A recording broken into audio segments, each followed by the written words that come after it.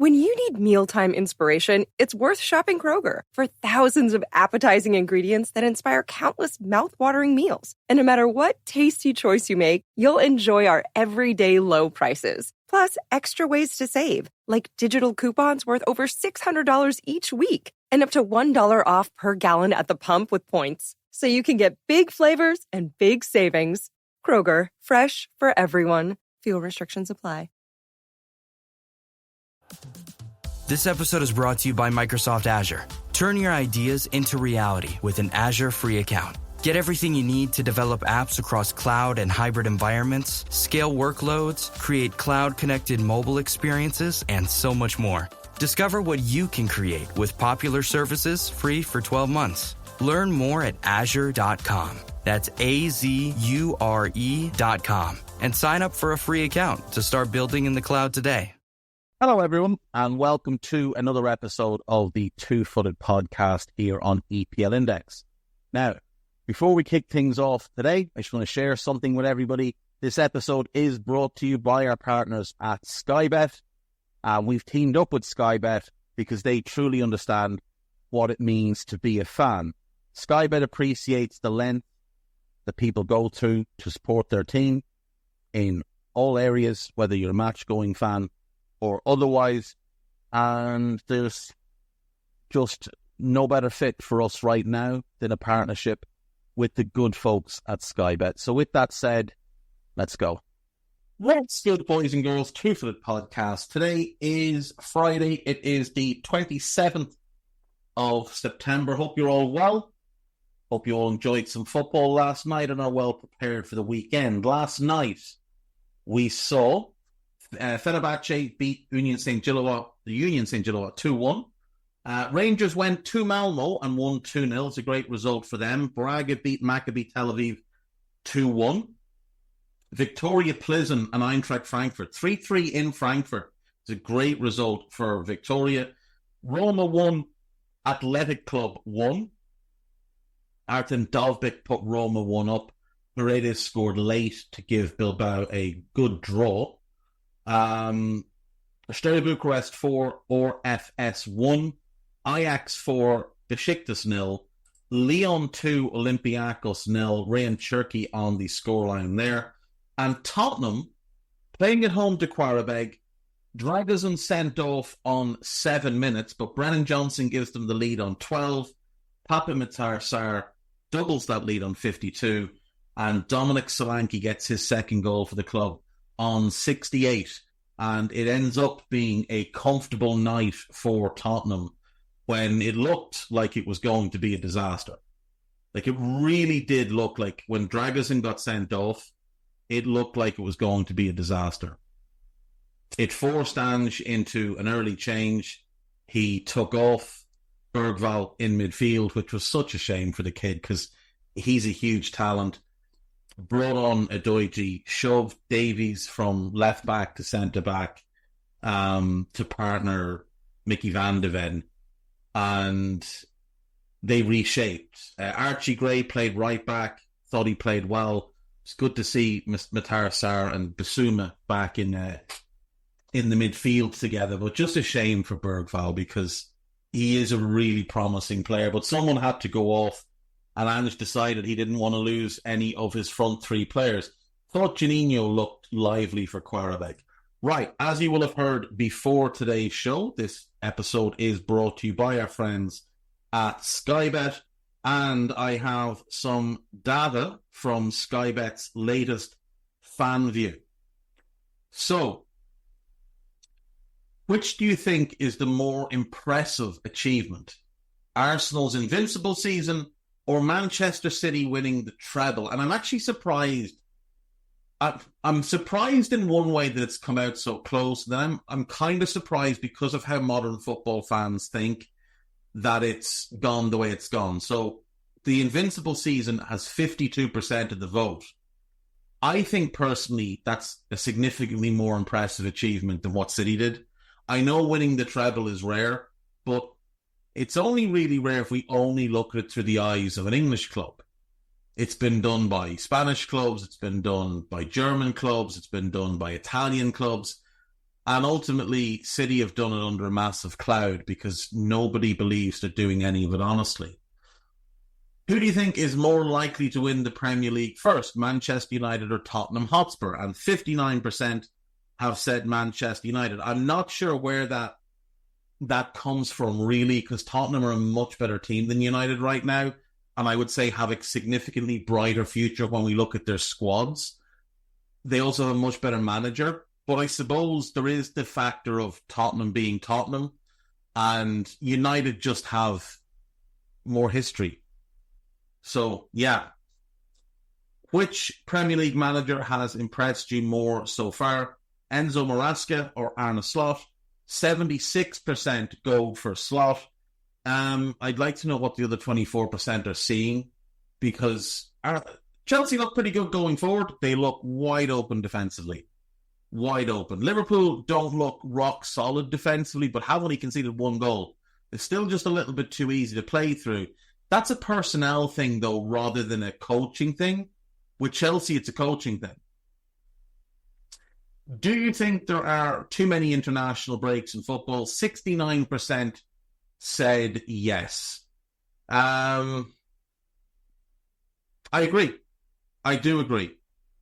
There is too many. Right, let's move on. Championship this weekend begins tonight. We have Plymouth taking on Luton at 8 p.m.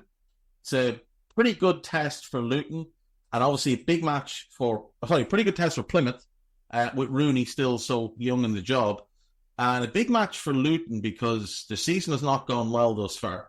Tomorrow then, 12:30, we have 3 games. We get Derby versus Norwich, Blackburn versus QPR, and Sheffield Wednesday versus top of the table West Brom.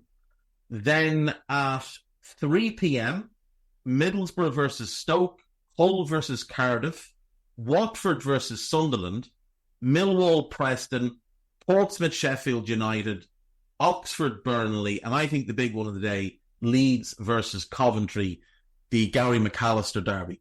There is one game on Sunday, that is Swansea versus Bristol City, and that is a 3 p.m. kickoff as well. In League One this weekend, we have 2 games at 12:30, Reading versus Huddersfield and Crawley versus Bolton. 3 p.m, Northampton Town versus Mansfield Town, Wigan Athletic versus Exeter City, Bristol Rovers versus Wycombe, Cambridge United versus Lincoln City, Leyton Orient versus Wrexham, Shrewsbury against Rotherham, Blackpool against Burton Albion, Birmingham against Peterborough, Stevenage against Charlton, and then in a 7:45 kickoff tomorrow night, Barnsley against Stockport. And finally then, for the Sky Bet EFL leagues, we have League 2, which has 1 game tonight, 7:45 kickoff. It is Tranmere against Salford City. 12:30 kickoffs, Harrogate against Bradford and Walsall against Colchester. AFC Wimbledon versus Accrington Stanley has had to be postponed because of the damage to AFC Wimbledon's pitch caused by flooding. 3 p.m. kickoffs, Doncaster against Chesterfield, Gillingham against Barrow, Bromley against MK Dons, Morecambe against Notts County, Carlisle against Grimsby, Newport County against Crewe Alexandra, Port Vale against Swindon, and Cheltenham against Fleetwood. And then just to dip our toe in the National League quickly, 3 p.m. kickoffs tomorrow, Rochdale against Braintree, Tamworth Altrincham, Barnet Field, York City Eastleigh, Woking Sutton United, Belston United, Maidenhead United, Yeovil Town, Aldershot Town, Southend United, Gateshead, Forest Green, Hartlepool, Dagenham and Redbridge even, against Solihull Moors, Halifax Town against Wheelstone, and then in a 5:30 kickoff, it is Ebbsfleet versus Oldham Athletic. And that is what we have. And of course, we must check in on what the man of the hour, too sweet to be sour, Big Dunk Inverness Caledonian Thistle take on Stenhouse Muir. That is tomorrow in a 3 p.m. kickoff. Stenhouse Muir are currently 2 points and 2 positions ahead of Inverness. They are 4th on 10 points, 3 wins, 1 draw, 3 defeats. Inverness are 6th on 8 points, 1 win, 5 draws, and 1 defeat. Funnily enough, both teams have a goal difference of 0.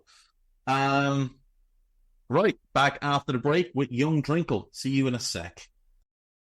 When you need mealtime inspiration, it's worth shopping Kroger for thousands of appetizing ingredients that inspire countless mouth-watering meals. And no matter what tasty choice you make, you'll enjoy our everyday low prices. Plus, extra ways to save, like digital coupons worth over $600 each week and up to $1 off per gallon at the pump with points. So you can get big flavors and big savings. Kroger, fresh for everyone. Fuel restrictions apply.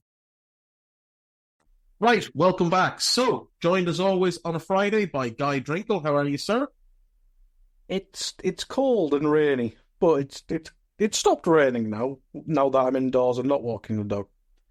It's been quite nice here today, but it has been miserable most of the week, and I don't hold out much hope for this type of sunshine. Now, it's not warm by any stretch, but it is sunny. I don't hold out much hope for it hanging around. I'm expecting rain on Sunday and Monday, apparently. So, yeah, we'll enjoy it while we can. We'll also enjoy 10 Premier League games this weekend, starting tomorrow, and we have Monday Night Football, which is fun. So I'm looking forward to this weekend's games.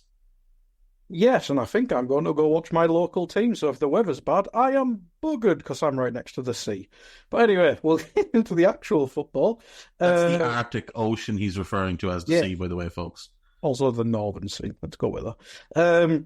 Anyway, let's get into the actual Premier League football. An interesting one to start, and that's the half-12 kickoff. And if it wasn't for the Rodri injury, I think most of us would probably just go Man City should probably walk this, considering Newcastle's start to the season. But his injury, Newcastle's need to improve, it makes it more interesting. It does, and Turner set up well to play Man City because they're a counter-attacking team, because they've got pace on both flanks. That does cause City problems at times. We've seen Anthony Gordon do quite well against City for Newcastle. We saw Harvey Barnes do pretty well against City for Leicester at times. So, possibility there that they could cause problems for Walker and whoever the left back is, likely Gvardiol. No Rodri, as you said, no Oscar Bob. Nathan Aki out, that's a bigger blow than people are making out. And obviously KDB out at the moment as well, which robs City of some of their creativity, but they have plenty in the squad. Newcastle themselves, no Botman, no Lascelles, no Callum Wilson, no Lewis Miley. Matt Targett is out. He wouldn't be playing anyway. But Isak is a doubt, and that potentially could be massive if he's not 100%, because we know how good he is and how important he is to the tune. If City were fully fit, or at least if they just had Rodri, I wouldn't have much trouble picking this one. I would just go, 3-1 City. But without Rodri, I think this is a much tougher game. And St. James's will be hopping. It always is when the bigger teams come to town. I'm still going to back City, but I think Newcastle will cause them problems. I'll go 3-2 to Man City. Yeah, it's a tough one to predict, isn't it? But it'll be interesting to watch. Maybe one that's not interesting to watch is Arsenal hosting Leicester. Arsenal have not looked as defensively solid this season, obviously picking up a couple of red cards in some games. But I think I mentioned it last time, Ray has probably been their standout player, which may highlight the defensive issues at the min. Whereas Leicester, they have pace on the counter, and we mentioned the midfield that wouldn't look out of place in Stoke late 2000s. But I just don't see how Leicester hurt Arsenal too much in this game. No, neither do I. Now, what could hurt Arsenal is they do have some injuries at the moment, as we know. So, no Odegaard, no Zinchenko, no Tomiyasu, no Mikel Moreno. Is Trossard allowed play? I think he served his suspension midweek. In midweek, so he's back. So that's a good one, at least for their depth. No Moreno. Timber and Ben White have been past fit to play, but they have had knocks during the week, so it'll be interesting to see if he tries to, maybe gives one of them 60, the other 30 or something like that. Do they have PSG in the middle of the week? See, they do. This is the thing. So, but with Tomiyasu and Zinchenko out, they're robbed of some of their defensive depth. So they can't really do the wholesale defensive rotation thing. So I get the feeling Timber might start and White might come off the bench, and then maybe White starts in midweek and Timber comes off the bench. David Ray is a doubt. And that could be significant. Ooh. Like you said, he's been probably their best player so far this season. And if he's not there, their goalkeeping options aren't great. It'll probably be Neto, who's average at best.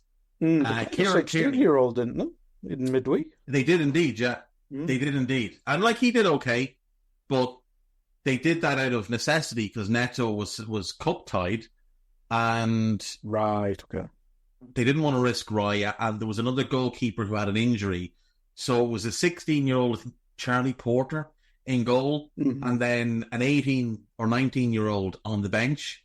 So that's not great to have at the moment. And Kieran Tierney also out, so there's another defensive option just not available to them. So that could be problematic. Leicester are missing Stolisic, who wouldn't play, Daka, who probably wouldn't play, and Vestergaard, who they're better without. But I still think Arsenal are going to win comfortably. I just don't see any world in which Leicester can stop them. I'll go 4-1 to Arsenal. Yeah, wouldn't surprise me. Brentford, West Ham. Any confidence in West Ham starting their season? I know did the big Crystal Palace, I think it was, but it just feels like an awful run they're on at the minute. It does. It really does. And no Edson Alvarez because he's suspended. Fulkrug is a doubt. That's not ideal. They're struggling for goals. They're struggling defensively. But Brentford have a lot of players missing. De Silva, Vissa, Henry, Nunes, Jensen, Hickey, and Igor Thiago all ruled out. A doubt over Christian Norgard. So they're light in midfield, they're light in attack, they're light at fullback. It's not a great situation for them right now.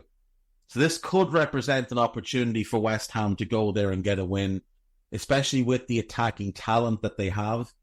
We know Bowen, Kudus, and Paqueta are all very good players. And in the case of Paqueta, can be great. In the case of Kudus, has the potential to be great. I'm going to back West Ham to win this one. I'm going to back them to bounce back after the horror show in midweek where they got thumped at Anfield. I'll back them to go there and win 2-1.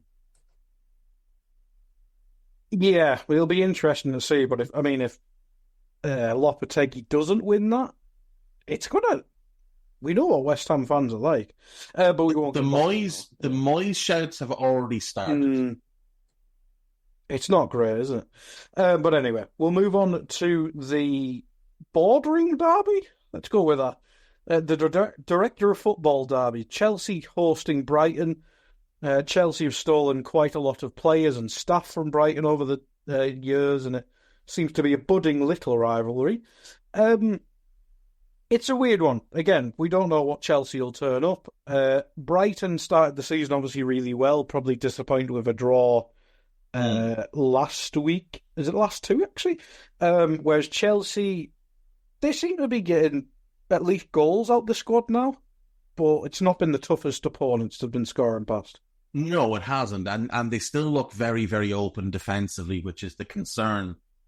Brighton, as you said, disappointing result last time out against Nottingham Forest. The previous home game, they drew with Ipswich. So they will be disappointed in those results. But they've beaten United, they've gone to Everton and beaten them, they've drawn at Arsenal, they've beaten Crawley and Wolves in the cup. So 7 games in, still not having suffered a defeat, they'll be happy enough overall with how things are going under such a young manager who's, very, very new to this level of football. Likewise, Chelsea will be happy, I think, with how things are going because they also have a young manager who's new to managing at this level of football. They just look so open, and that's the concern for me. Now, Chelsea have no Reece James, no Amari Kellyman, but Lavia is back, and everybody else is fit.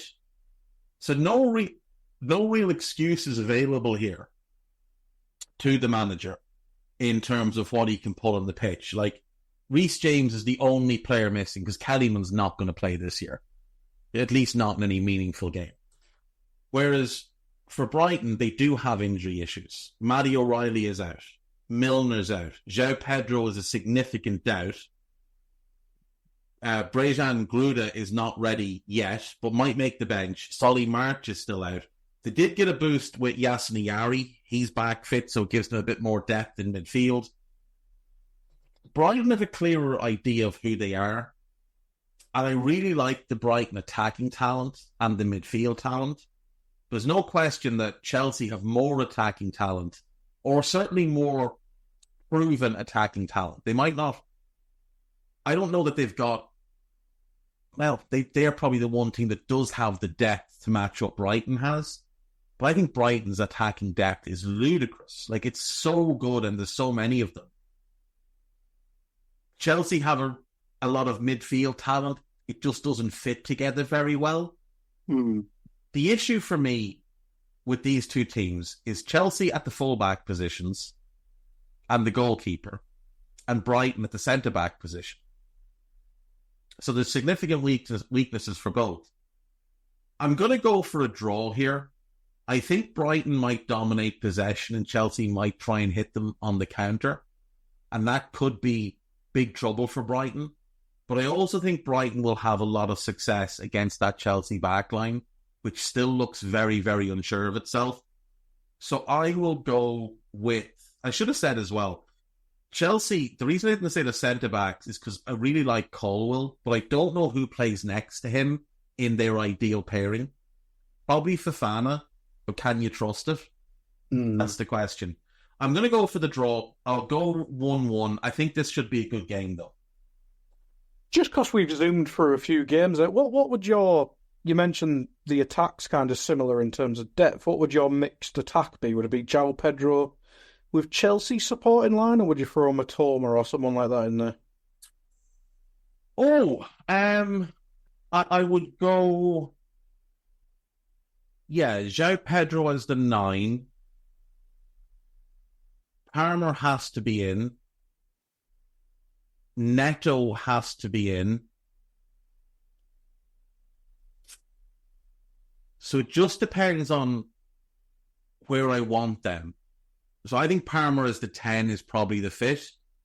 Then do I want Neto right wing or left wing? If I want him left wing, I would probably go Yankuba Minta. If I want him right wing, then it would be Matoma. You could also play Palmer off the right, Neto off the left, and bring in Nkunku. Nkunku as the 10, and Cisse as the 10. You could play João Pedro as the 10 and Nicholas Jackson as the 9. You could play João Pedro as the 10 and Evan Ferguson as the 9. Danny Welbeck. You've got Danny Welbeck as an option. You know, you could play João as the 10 with, like I said, Nicholas Jackson. That one could be interesting. João as the 10 with Nkunku as the 9 is another option. You'd have an awful lot of flexibility.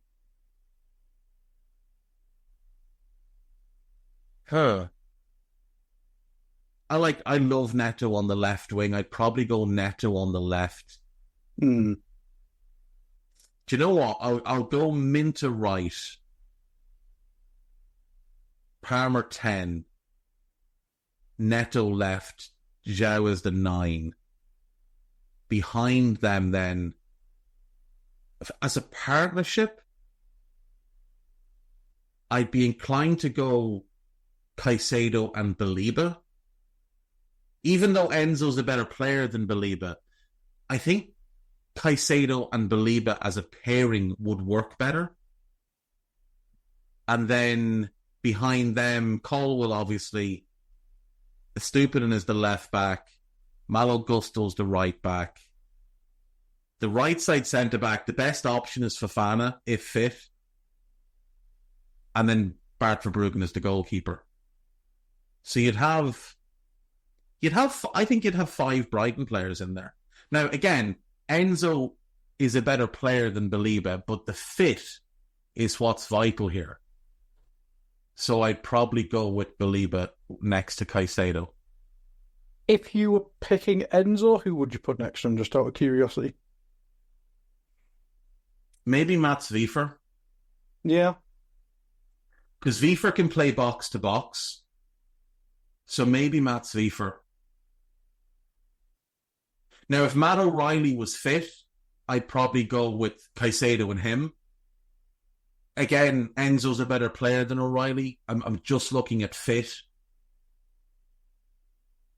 But I think Caicedo and Baliba would probably be the... If I could just pick 2 from the 2 clubs to bring in, I think they're the 2 I'd go with. I think they'd be monstrous together. On and off the ball, I think they'd be excellent. Baliba's really good as that second receiver. He can play the deepest role at a very high level. You could probably play Enzo and Baliba together and they'd be really good. But I prefer Caicedo to Enzo, so I'll go with him. Oh God, yeah. I think he's starting to show his Brighton form again, isn't he? Which is a shame. Yeah, it's a concern for him. Yeah, not great. Anyway, last one before we go to a quick break then, and that's Everton hosting Palace. It almost feels like both these sides need this game to kickstart their season. Will the Everton good news of the ownership have an effect at all? It's hard to tell.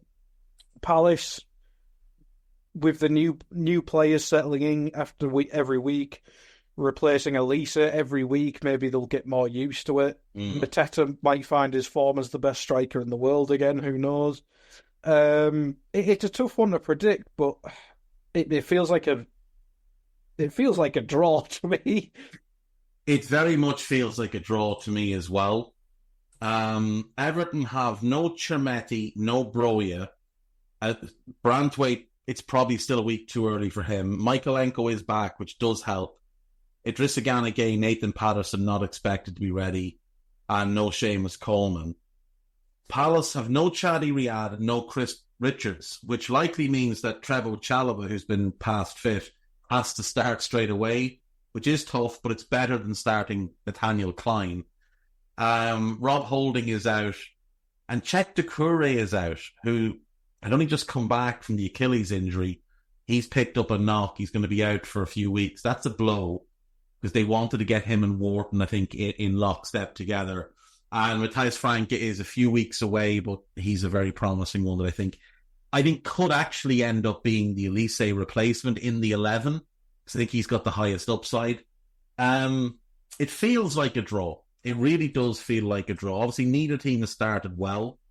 They've taken 4 points between them. Palace definitely have more balance to their team. Everton look a shambles. Well, actually, maybe Everton do, because they look a shambles everywhere.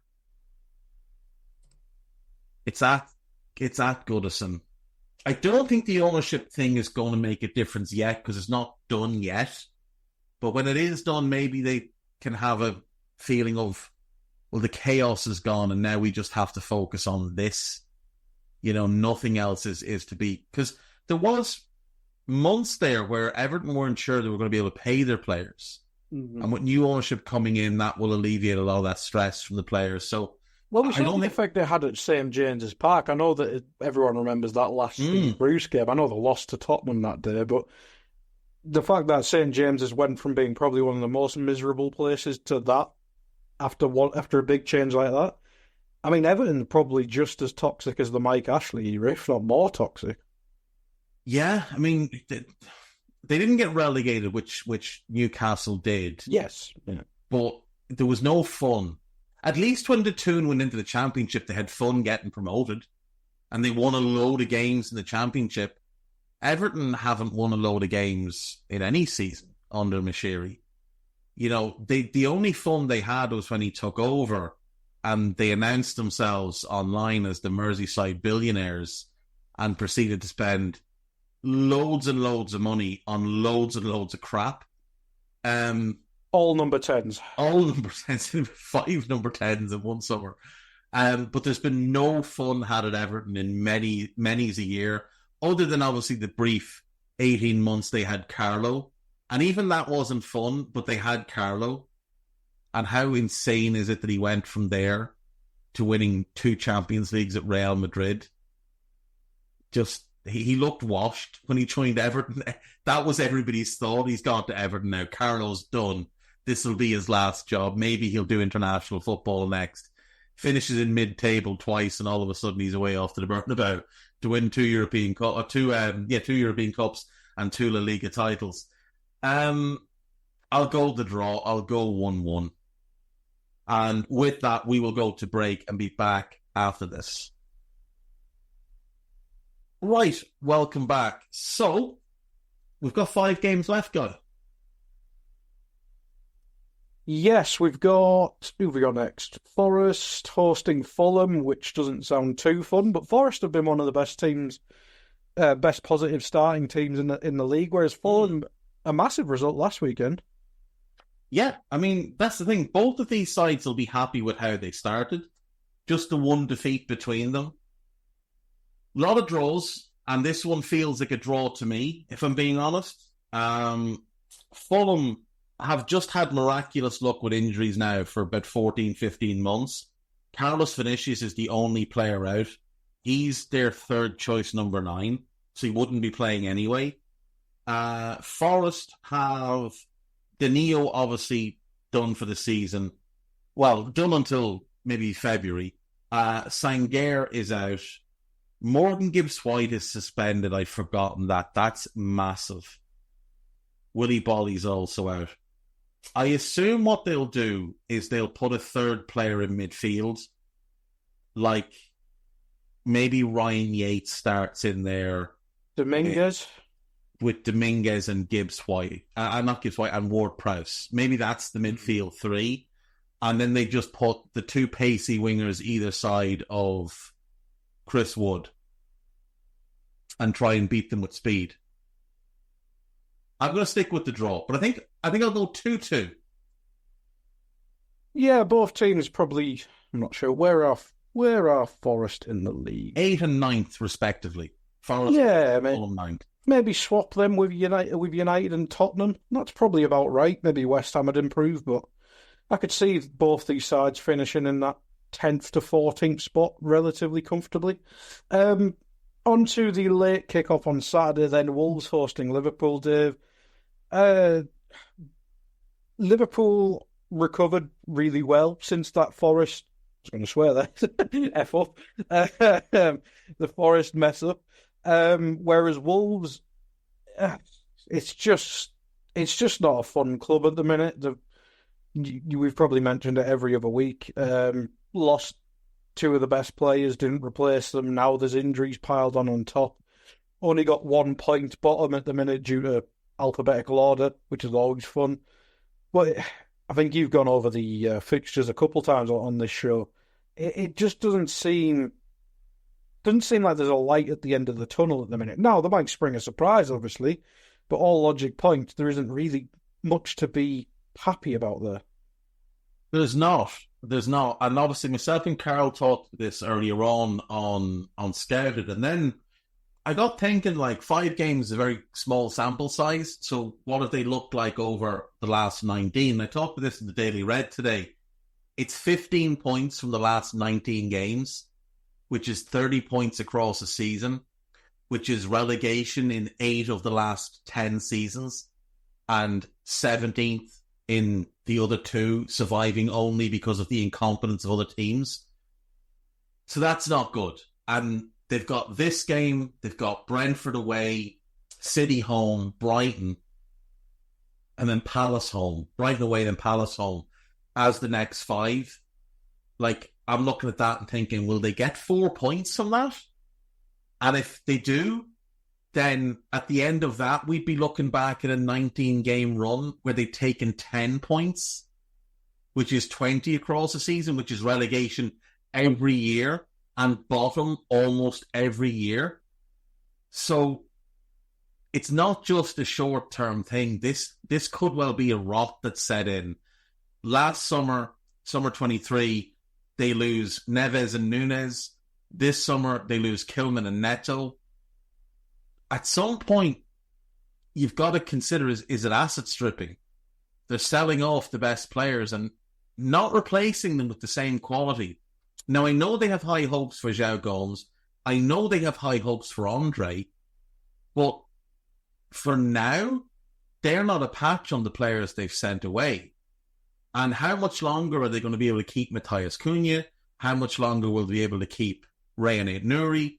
Would it be a surprise if both of them left next summer? I actually think it'd be a surprise if they both stayed next summer, regardless of whether they're relegated or not. I won't be shocked if they stay in Jan. Yeah, that's exactly it. There could be a team that wants a left back in January and decides, you know what, we're going to... Maybe Bayern Munich decide, okay, we know Alphonso Davies is going to go. Maybe we'll approach Real and see if they want him now. And they can have him for 20 million.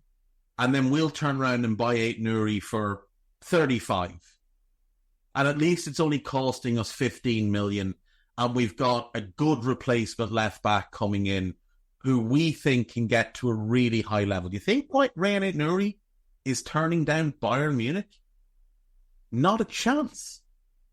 He'd be out the gap straight away. And then what do you do? Because you know what they'll do. They'll call Hugo Bueno back off loan and they'll buy some middle-of-the-road player that plays in a different position and not really replace Aït-Nouri, because that's what they've done with everybody else that's left. It's not a good time for Wolves. They're also missing a bunch of players. Mosquera's done for the season. Boubacar Traore's done till the new year. Mapiu is out till the end of this month. Toddy Gomes is a significant doubt. He's actually been downgraded from likely to unlikely. Enzo Gonzalez is out. Sasa Kalasic is out. And there's a virus going around the club, though we don't yet know who it's affected.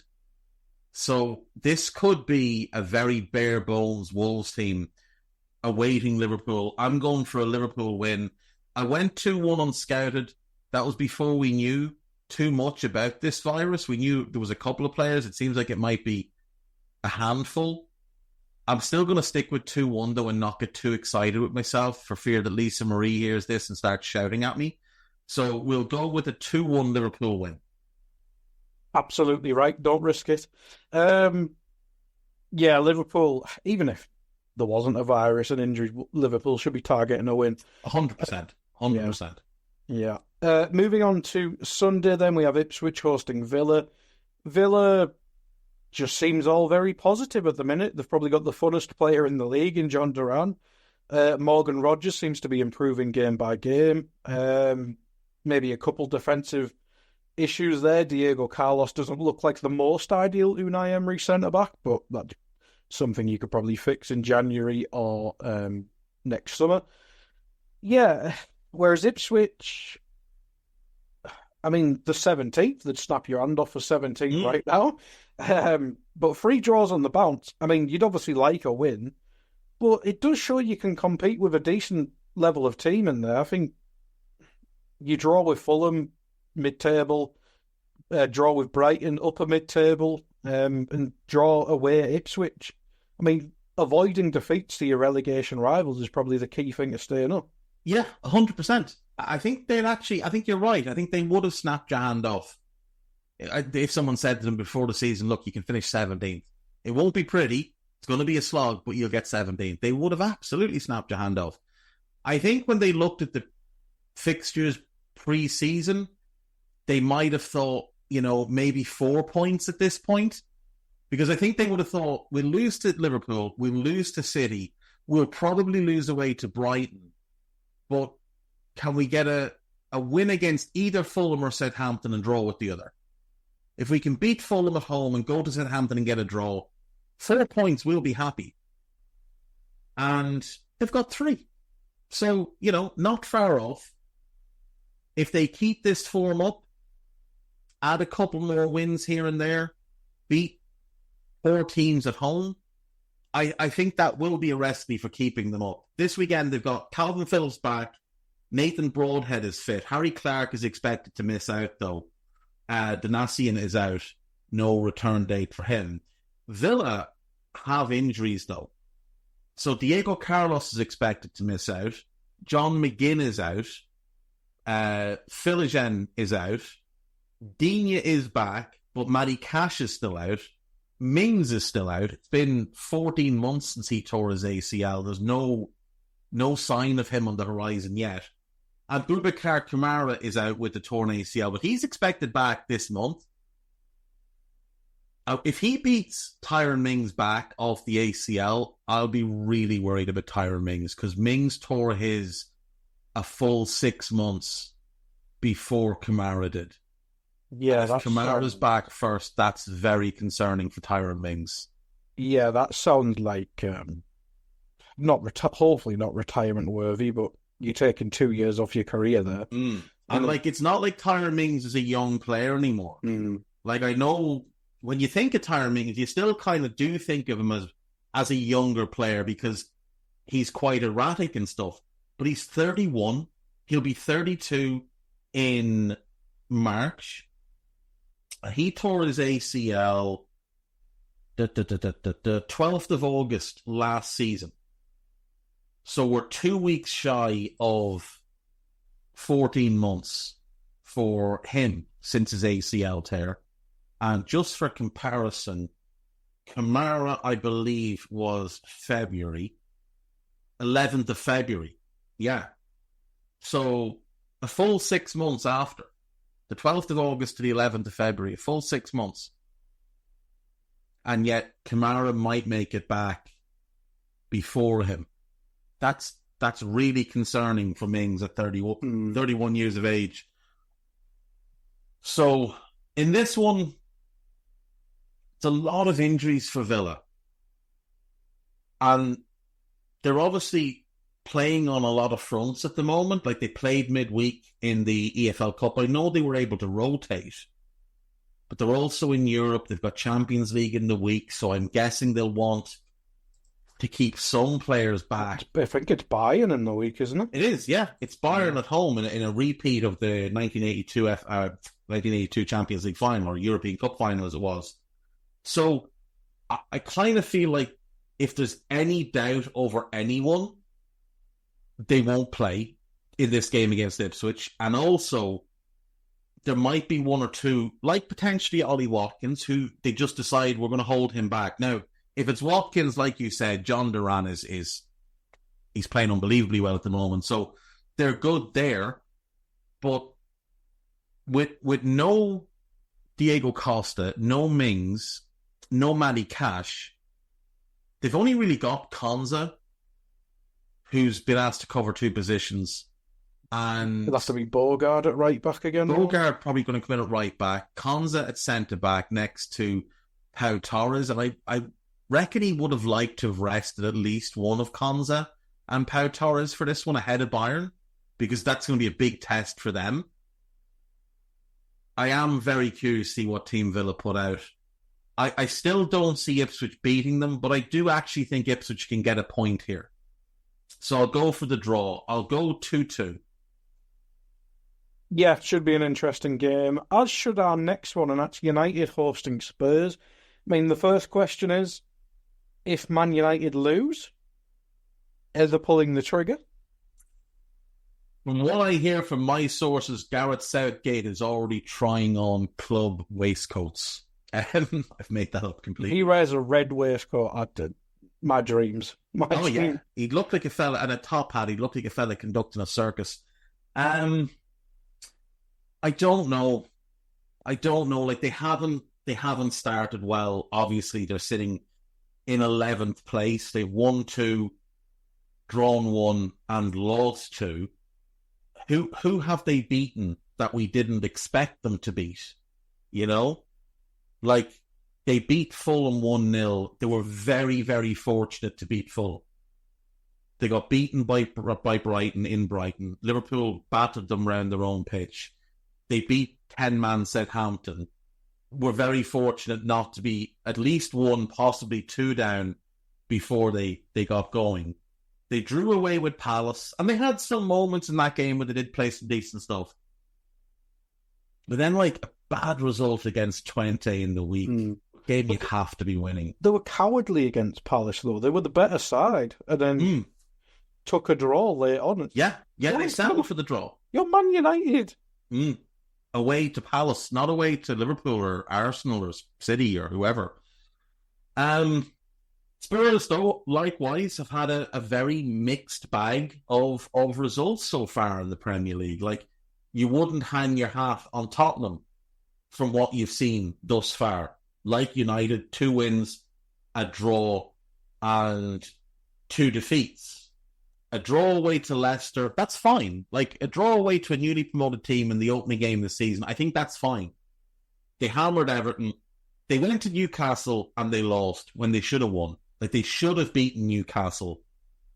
They also should have beaten Arsenal. Given Arsenal had no Rice, no Odegaard, they should have beaten Arsenal. They lost.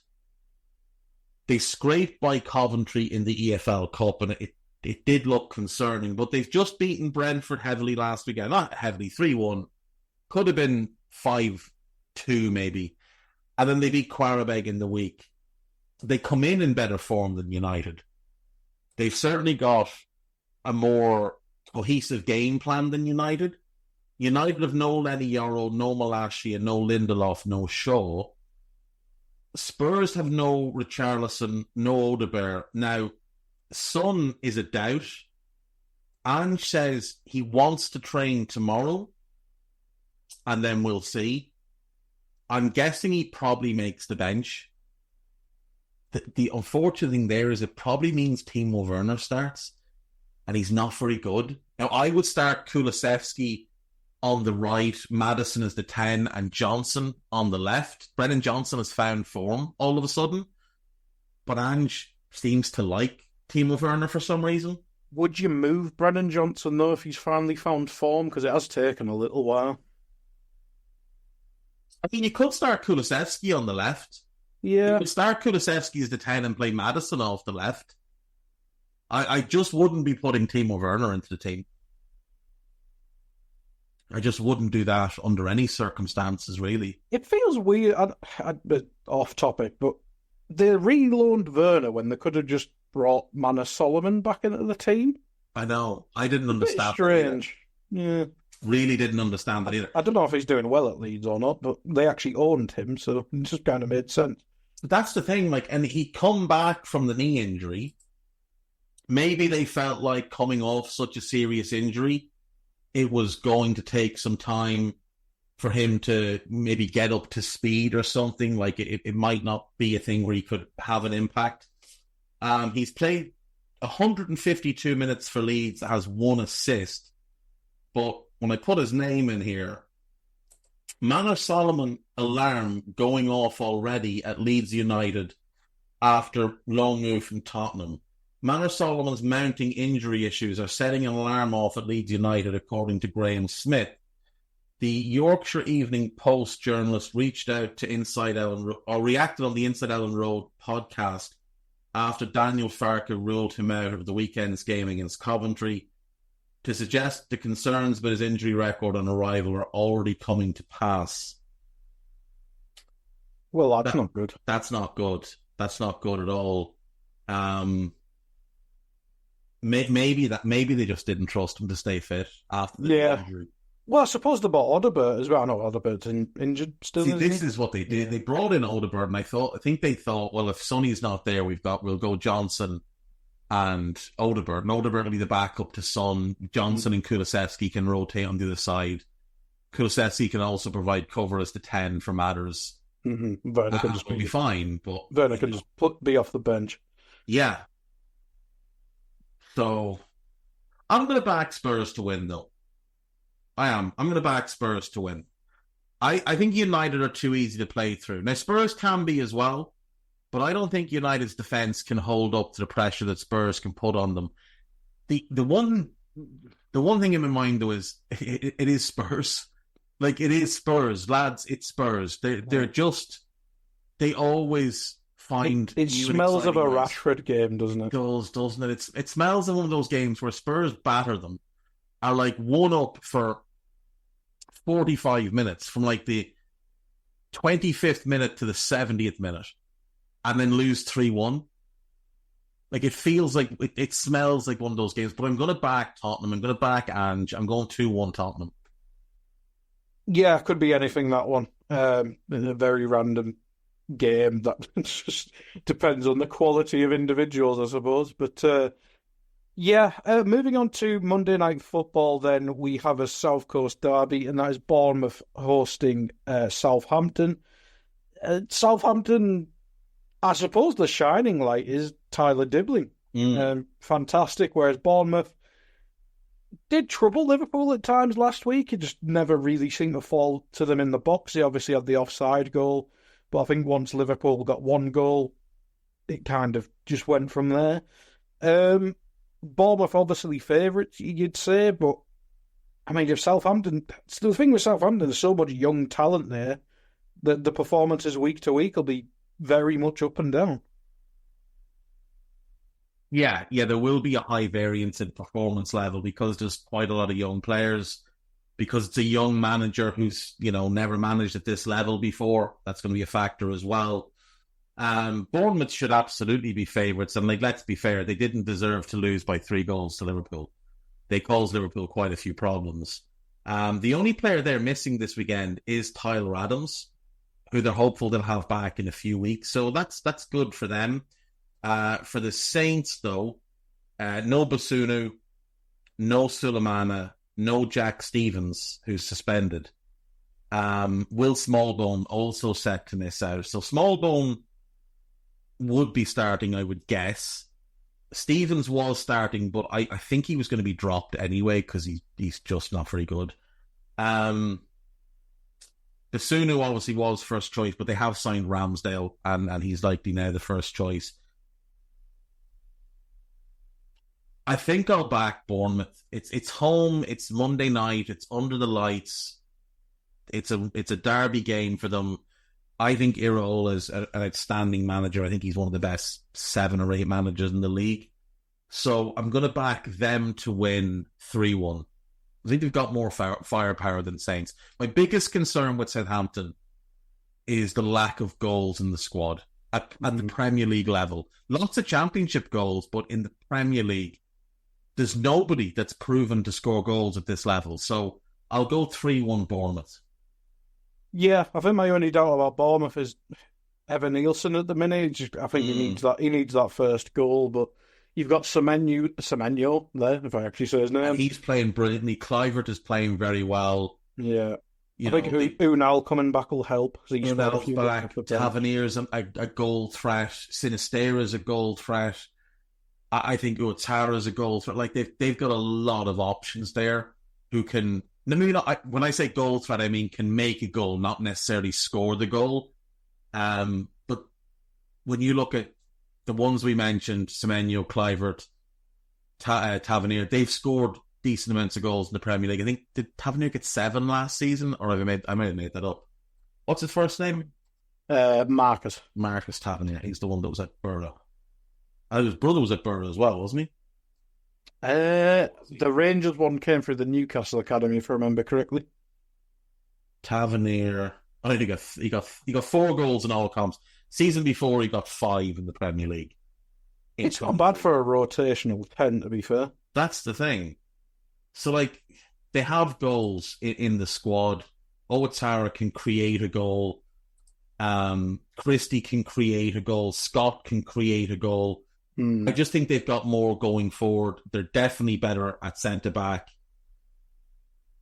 I think if they get 20 between Evan Nielsen, Semenyo and Unal, maybe 25 between them 3. Yeah, that's the type of return you're looking for. If Semenyo gets you 10, to be fair, I think there's easily 30 goals between the 3 of them. Yeah, I think Semenyo could be 12 to 15. Yeah, maybe just first season blues for Evan Nielsen. Yeah, and I think he'll settle in, and I think he's the type that once he scores, he'll go on a bit of a run, and you might see him get like 4 goals in 6 games. Then he might have a couple where he doesn't score, and then he'll do like 5 in 9 games or something like that. He's kind of a patchy player like that, and then he'll bang a random hat-trick in. But I do think he's a really good player. I think they've done well there. It just like look, they've had tough enough opponents. It's not like he's been failing to score against Dross. So I'll back them. I think he'll score. I'll go 3-1 to them. And that was the last game. And that's it. That's us for the week. This show was brought to you by Skybet, so thank you to them. Remember, you must be 18 years or older to engage in betting in the UK with outfits like Skybet. And if you have questions about gambling or you are suffering from gambling addiction, please check out begambleaware.org. And I'll see you all on Monday. Take care of yourselves. Goodbye. This podcast is part of the Sports Social Podcast Network.